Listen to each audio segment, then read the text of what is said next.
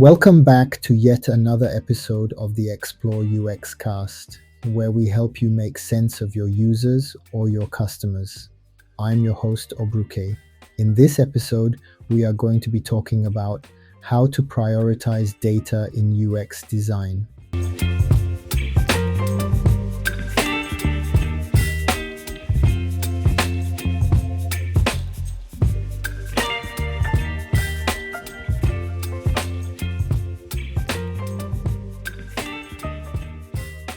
When designing user experiences, one of the most critical challenges is deciding which data deserves your immediate attention and action.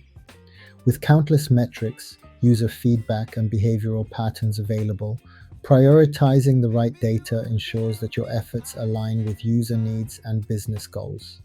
Today, we'll dive into strategies and frameworks to help you make informed decisions about what data matters most and why.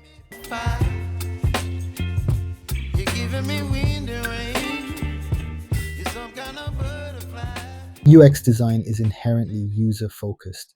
To create meaningful experiences, you need to understand user behaviors, motivations, and pain points.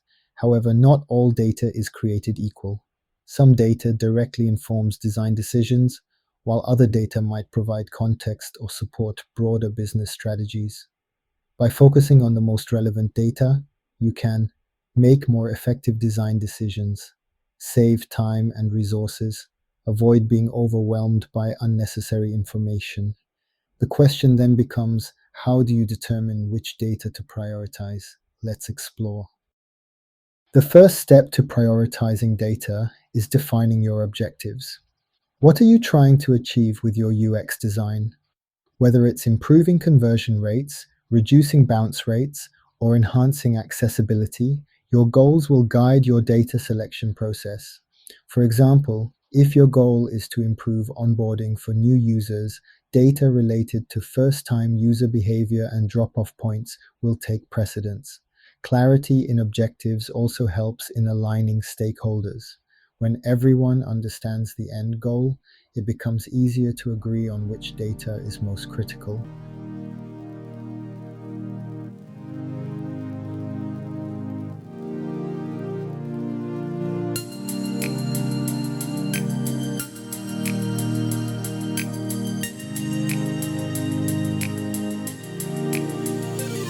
Suppose you're interested in discovering how to create products that resonate with users and elevate customer experiences through UX. I invite you to explore my 3 published books, the UX Consultant Playbook 1, 2, and 3. These books provide valuable insights and actionable strategies for improving your approach to UX design. See links in the description section.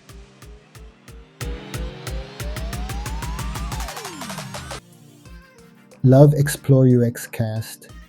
Here's how you can make a difference. Be a UX champion. Chat with friends, family, and anyone who wants to learn about UX and usability testing. You can supercharge the show. Subscribe, rate, and review XploreUX Cast on wherever you listen to podcasts.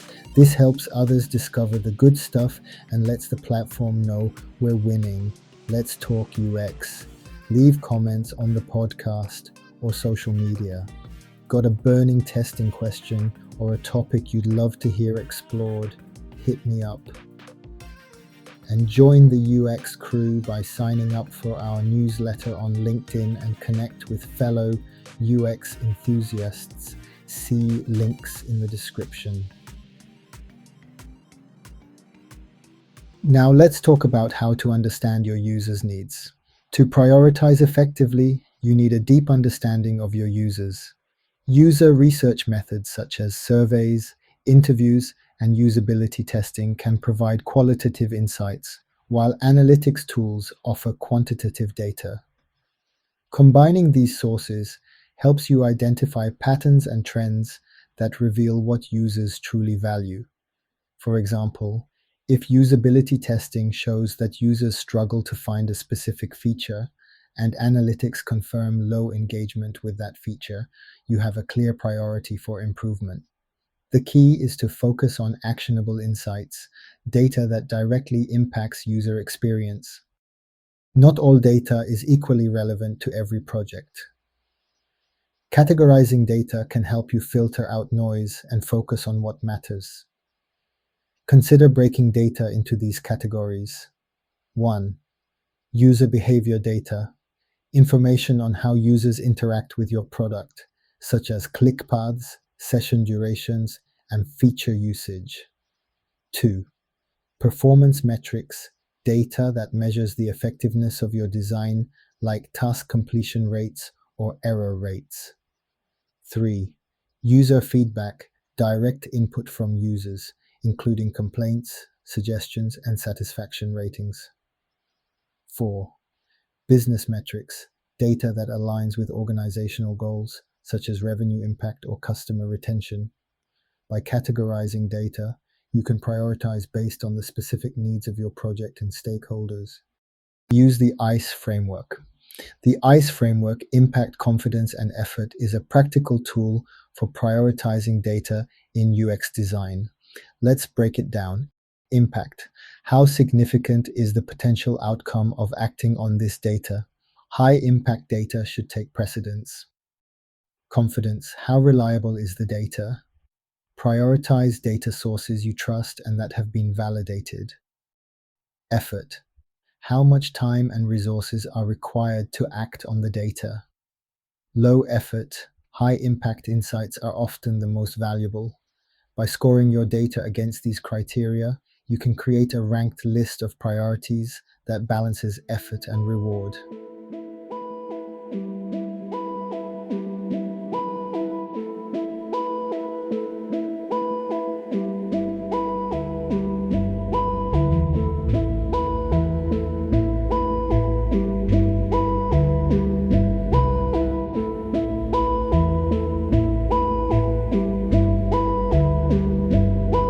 Love XploreUX Cast. Here's how you can make a difference. Be a UX champion. Chat with friends, family, and anyone who wants to learn about UX and usability testing. You can supercharge the show. Subscribe, rate, and review XploreUX Cast on wherever you listen to podcasts. This helps others discover the good stuff and lets the platform know we're winning. Let's talk UX. Leave comments on the podcast or social media.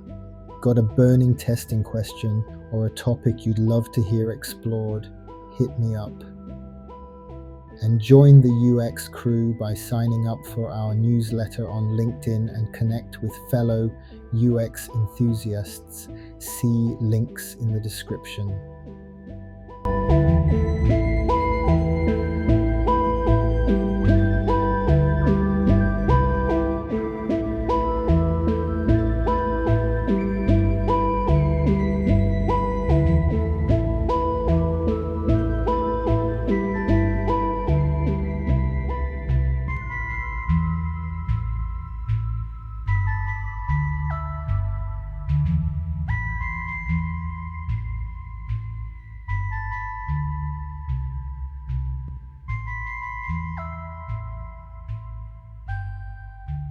Now, how do we align data with business goals?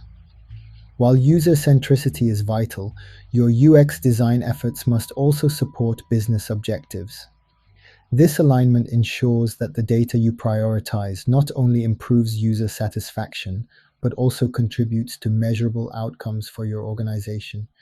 For instance, if a company's goal is to increase subscription rates, data related to the sign-up process and free trial engagement will be more critical than data on less frequently used features. Collaborate with product managers and stakeholders to identify the data that ties directly to key performance indicators. Once you've identified your priorities, visualization tools can help you make sense of complex data sets. Heat maps, dashboards, and flow diagrams are excellent ways to highlight key insights and communicate them to your team. Tools like Google Analytics, Hotjar, and Tableau can simplify the process of identifying trends and anomalies. Visualization not only aids in understanding but also in advocacy. Presenting data in a clear, compelling way can help you gain stakeholder buy-in for your UX initiatives. A common pitfall in UX design is over-relying on one type of data. Quantitative data, such as page views or bounce rates, provides measurable insights but lacks context. On the other hand, qualitative data, like user interviews, offers rich narratives but can be harder to generalize. Striking a balance between these two types of data ensures a more holistic approach. For example, if analytics show a high drop-off rate on a particular page, qualitative research can help you understand why users are leaving and what changes might improve the experience. Data priorities aren't static. As user needs evolve and business goals shift, the data you focus on should adapt. Regularly revisiting your objectives and metrics ensures that you stay aligned with current priorities. For instance, during a product launch, user acquisition metrics might be your top priority. Once the product is established, retention and engagement data may take center stage. Building flexibility into your data strategy allows you to respond to changing circumstances effectively. What about how to avoid data overload? Let's talk about this. It's easy to fall into the trap of collecting too much data. While having access to extensive information might seem advantageous, it often leads to analysis paralysis. Focus on the metrics that directly inform decision making. Ask yourself, what action can I take based on this data? If the answer isn't clear, it might be time to deprioritize or discard that data set. And don't forget to collaborate across teams. UX design doesn't happen in isolation. Collaboration with marketing, product development, and data analytics teams can provide a broader perspective on which data to prioritize. Each team may have unique insights into user behavior and business goals, enriching your understanding of what's most important. For example, the marketing team might highlight trends in user acquisition, while the product team focuses on feature engagement. Bringing these perspectives together ensures a well-rounded approach to data prioritization. Final thoughts. Prioritizing data in UX design is about making informed strategic choices that align with both user needs and business goals. By starting with clear objectives, understanding your users, and leveraging frameworks like ICE, you can focus on the data that truly matters. Remember to balance quantitative and qualitative insights, regularly reassess priorities, and collaborate with other teams to stay agile and effective. Thank you for tuning into this episode of the XploreUX Cast. I hope you've gained valuable insights into how to prioritize data in your UX design process. If you have questions or want to share your own experiences, feel free to reach out. Don't forget to subscribe and leave a review. Once again, thanks for joining me on XploreUX Cast. Don't hesitate to reach out to us on X at XploreUX Cast. I will leave additional links in the description section of this episode. Until next time, keep analyzing, keep improving, and keep making the world of design a better place. Cheers and have a good one.